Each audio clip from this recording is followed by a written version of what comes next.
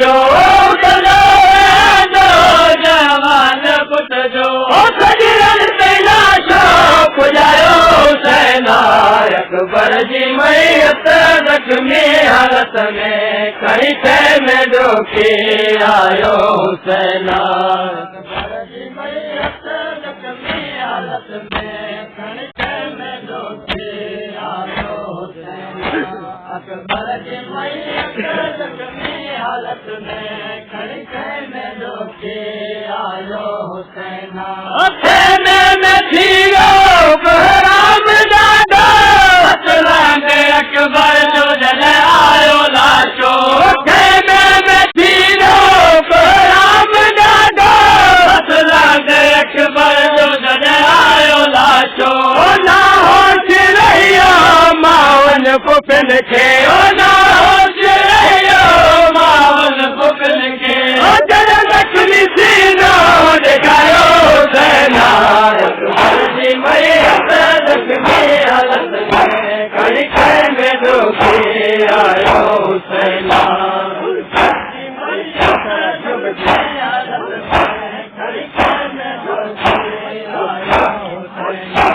अकबर जी मैयत ज़ख़्मी हालत में खणी में ॾोके आयो हुसैना अकबर जी मैयत ज़ख़्मी हालत में खणी में ॾोके आयो हुसैना अकबर जी मैयत ज़ख़्मी हालत में खणी में ॾोके आयो हुसैना अकबर जी मैयत ज़ख़्मी हालत में खणी में ॾोके आयो हुसैना थी सबैया छो आयो कदम थी पल में सजन जो करबला में थी सबैया छो आयो कदम थी पल में सजन जो करबला में जल सोरे अकबर जी लहदी मसते जल सोरे अकबर जी लहदी मसते हुसैना अकबर जी मैयत ज़ख़्मी हालत में खणी में ॾोके आयो हुसैना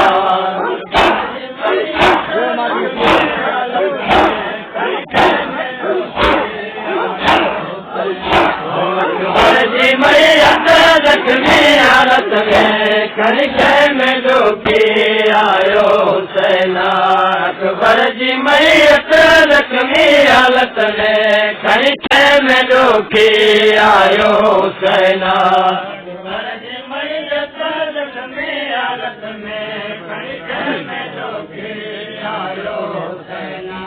अकबर जी मैयत ज़ख़्मी हालत में खणी में ॾोके आयो हुसैना अकबर के चायो बदलो पियो सब्र बचड़ा सागे से कामा अकबर के चायो बदलो पियो सब्र बचड़ा सागे से कामा जिसी सपन भी थी हैरान भैया जिसी सपन भी थी हैरान भैया जन बरसी से पायो हुसैना अकबर जी मैयत ज़ख़्मी हालत में खणी में ॾोके आयो हुसैना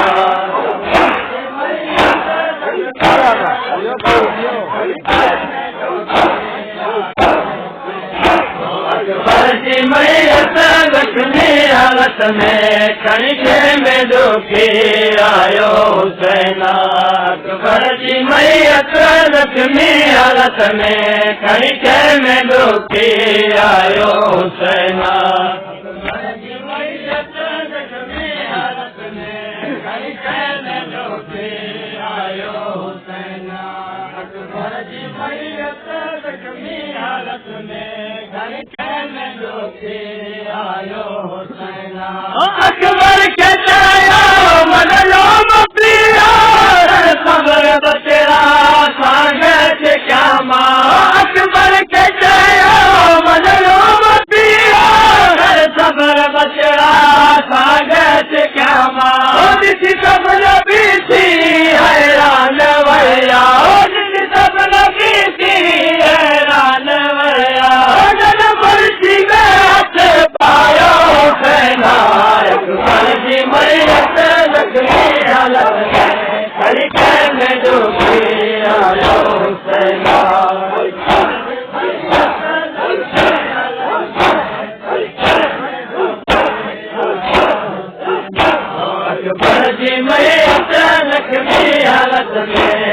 खड़ी खे में दुखी आयो हुसैना अकबर जी मैयत जख्मी हालत में खड़ी खे में दुखी आयो हुसैना अकबर जी मैयत जख्मी हालत में खड़ी खे में दुखी आयो हुसैना अकबर जी मैयत जख्मी हालत में खड़ी खे में दुखी आयो हुसैना वसीक़त गद लगा तुम्हें आज बात के अखिन ते रोए चलो वसीक़त गद लगा तुम्हें आज बात के अखिन ते रोए चलो कुछ देर में तुझे अचर खा कुछ देर में तुझे अचर खा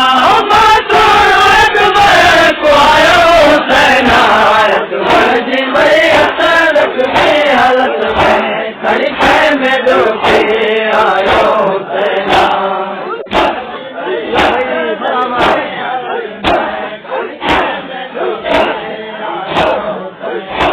अकबर जी मैयत जख्मी हालत में खड़ी खे में दुखी आयो हुसैना